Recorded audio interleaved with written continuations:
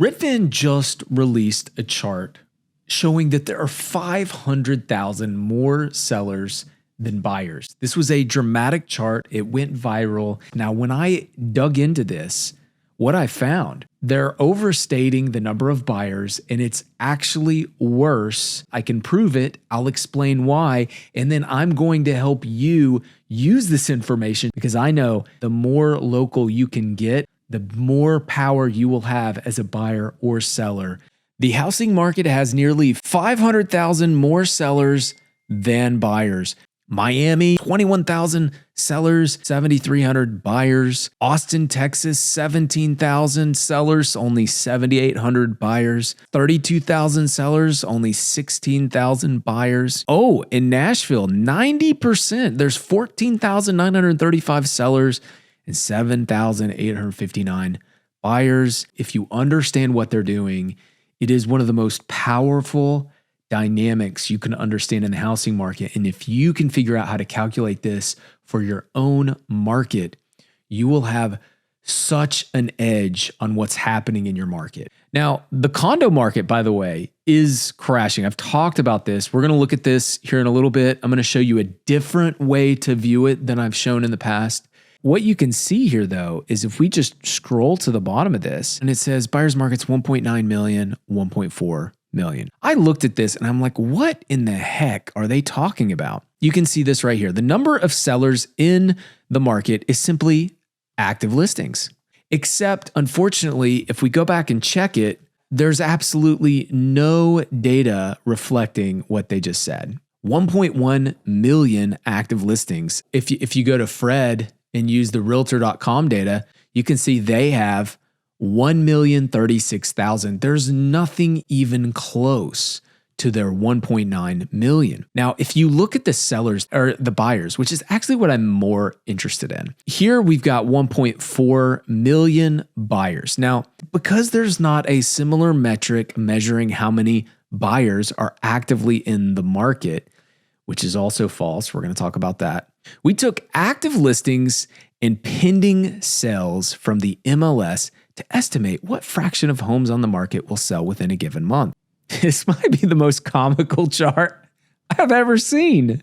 The number of buyers in the market, like you can see that because they bought a house. I mean, you can normalize it. You can easily adjust it. That's what the NAR does. It's about 4 million a year.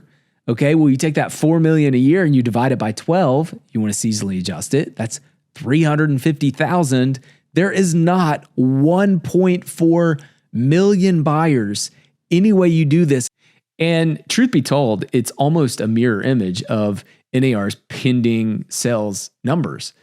Measuring buyers might be the easiest thing you can do. You just literally measure how many sold, or if you want, you can measure how many pending. I typically use pending because it shows you where the market is currently versus sold, which gets reported almost 6 to 8 weeks later. Pending is showing you what's going to sell, and it shows you where buyers are at the current state. So I can see why they use pending. They just didn't need a mouthful to measure it. Now, why is that important? We have way fewer buyers, and it's extremely important because this is one of my favorite metrics. If you follow this channel for 5 minutes, you know I'm going to show you my own data tracker, and guess what I use to measure each one of these neighborhoods? I'm using how many active listings and how many pending, and I'm comparing it to the previous. Are there more sellers than buyers today, and has that shifted from the previous time? So as much as I want to hate on Redfin's made up numbers, they actually captured what people were feeling, and what one of the most important measurements is. It's not just how many sellers and buyers are in a market, but how it's changing over time. And I think that's why this actually resonated with everybody. We looked at it and we said, yes, there are so many more sellers than buyers right now.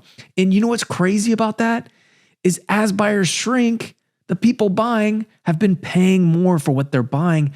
It feels like it's just completely disconnected from reality. How can prices go up if nobody's buying? And it's like, yeah, I mean, clearly nobody's buying. I mean, even when you use NAR's pending sales data, you can see we are 25 to 30% off where we were pre-pandemic.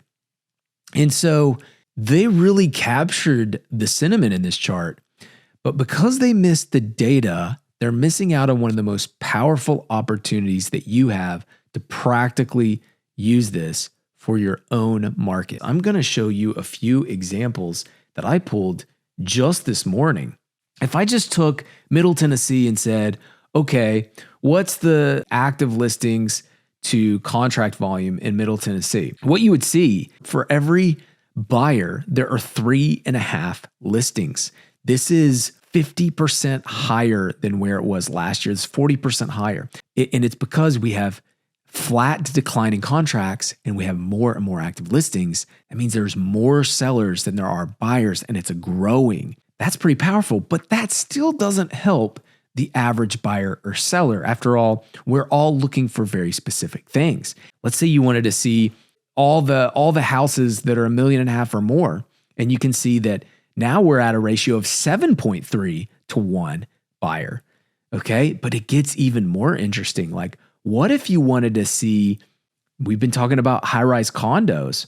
High-rise condos just completely blew out. They were at 26 and a half months supply just a month ago, and now they're down to 12.2. Well, what's happening? Why have they dropped so much? They've dropped so much because even though there's 244 active listings, our contract volume went from 9 all the way up to 20. So now we have 20 under contract.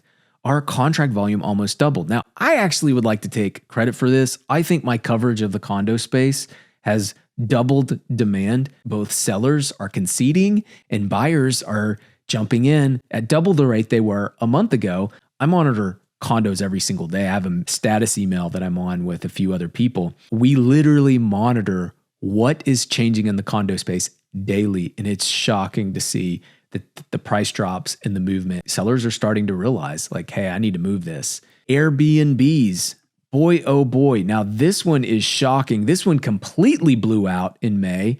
It was 90 in the middle of May, 90 active listings for everyone under contract in a 31-day period. What is that? But divided by 12, I mean, that's like 8. 8 times 12 is 96. I mean, we're talking about a 7.5-year supply of Airbnbs. Okay, it's since dropped to 39. Why? Because I'll actually show it to you. Because even though we're getting a record amount, 195 active listings, there's now 5 under contract, which there was only 2 under contract. So 180 divided by 2 is 90. Now we're up 195 divided by 5. The point is, if you can take the concept of what Redfin was trying to communicate, if you can take that concept and you can apply it to your local market, you can go on MLS and you can look at active listings and you can look at what's under contract. That is one of the most powerful ways to identify areas of opportunity if you're a buyer, and if you're a seller, areas of weakness. This chart is great to help you realize that measuring sellers and measuring buyers is probably the most important thing you can do. It's actually more important than price itself, is knowing the dynamics of supply and demand in your market and the trajectory of that, which I feel like they did a good job of trying to measure. If you can think about the trajectory of where those two things are going, it can vastly help you make a decision. This is why it's always better to buy in the fall than the spring. You have peak active listings and you have the least amount of demand. Knowing the trajectory of your buyers and sellers, knowing where they are today, is the greatest way to make a good decision in the market you are within the specific criteria that you have.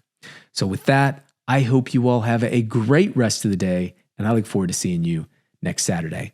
Best of luck out there. Thanks a lot.